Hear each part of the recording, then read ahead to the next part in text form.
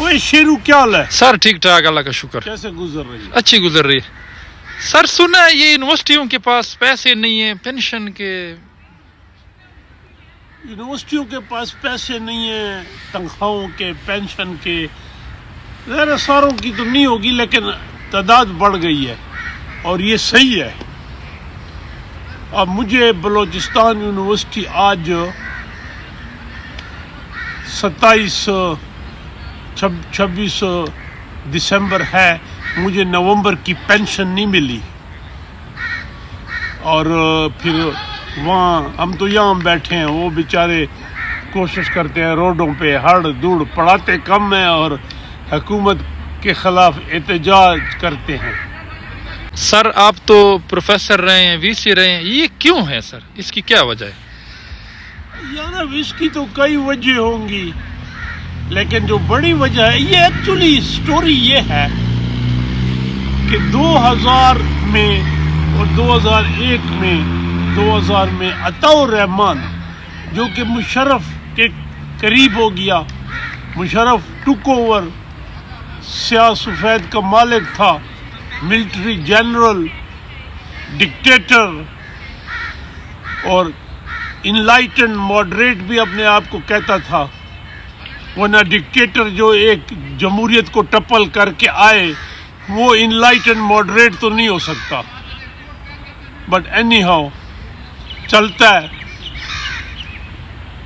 तो हुआ ये कि अताउर रहमान ने managed this much fund owns बराबर। एजुकेशन को वो मन लगा, इतना लगा मनो। फिर क्या हुआ, जो अच्छा था मुशर्रफ का फंड देना एजुकेशन को अच्छी बात थी।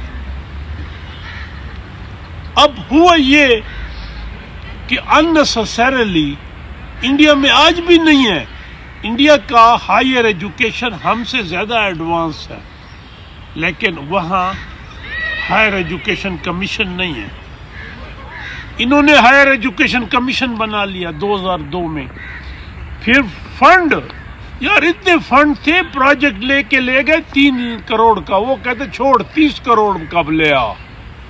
इनको ये नहीं पता था कि फंड लगेंगे कैसे। फॉरेन विजिट होते थे प्रोफेसरों के, लेक्चरर के, कॉन्फ्रेंस साल में 2 दफा, टिकट भी फ्री। तो मैं खुद भी 1-2 दफा गया। फिर मशरूमिंग शुरू हो गई यूनिवर्सिटीज की कि जी वो फिर कोई नारे ऐसे लगे कि जी हर यूनिवर्सिटियां बननी चाहिए। और फिर पॉलिटिकली बीच में इन्वॉल्वमेंट हो गई। पॉलिटिशियंस का ये ख्याल था, आज भी है, कि यूनिवर्सिटी में जब जॉब दिलवाएंगे लोगों को या हम अपने क्रेडिट लेंगे तो हमारी कॉन्स्टिट्यूएंसी स्ट्रांग होती है। एमपीए का इलेक्शन, एमएनए का, हालांकि ऐसी बात नहीं है लेकिन था। तो यूनिवर्सिटी मशरूमिंग हो गई। फिर जब सिविलियन गवर्नमेंट आई, रेस और बढ़ गई, कैंपसेस खुलवाए, फिर उनको यूनिवर्सिटी बनाया। तो ज़ाहिर है वो फंड, अब हायर एजुकेशन का फंड एक स्टेज पे बढ़ा, फिर जाके रुक गया, उससे आगे नहीं बढ़ा। यूनिवर्सिटियां बढ़ती रहीं। फिर यूनिवर्सिटीज के अपने खर्चे। अब वाइस चांसलर की तनख्वाह अगर 10 लाख भी बनी तो देनी तो यूनिवर्सिटी ने थी। फिर टेन्योर ट्रैक, पहले यह था कि टेन्योर ट्रैक का सारा पैसा HEC देगी, फिर कहा 50%। अब तो फिर सिनेरियो चेंज हो गया। मैं टेन्योर ट्रैक के फेवर में नहीं था। एनीहाउ फिर यूनिवर्सिटी ने फाइनेंशियल मिसमैनेज की, उनके पेंशन फंड नहीं थे। पेंशन फंड पहले दिन से बनना चाहिए। हालांकि जब नई यूनिवर्सिटी खुलती है उनका पेंशन का प्रॉब्लम 25 साल के बाद, 20 साल के बाद शुरू होता है। वो हो गया। HEC के फंड रुक गए, यूनिवर्सिटी खुद फाइनेंशियल क्राइसिस। अब डिफेंस का फंड तो नहीं रोक सकते ना, ڈیفینس تو پہلے سے بھی زیادہ لے رہا ہے. تو اور دوسری بات یہ کہ پبلک یونیورسٹیاں کمانے کے لیے ہے نہیں, تو ان کو کہ کماؤ, کیسے کمائیں؟ تو نتیجہ یہ ہے کہ اب وہ نہیں ہے, اب فائنینشیل کرنچز, اور کئی یونیورسٹیوں کے ملازم کو پینشن نہیں مل رہی. جب آپ ریٹائر ہوتے ہیں, کموٹیشن ہوتی ہے, now government should bail them out.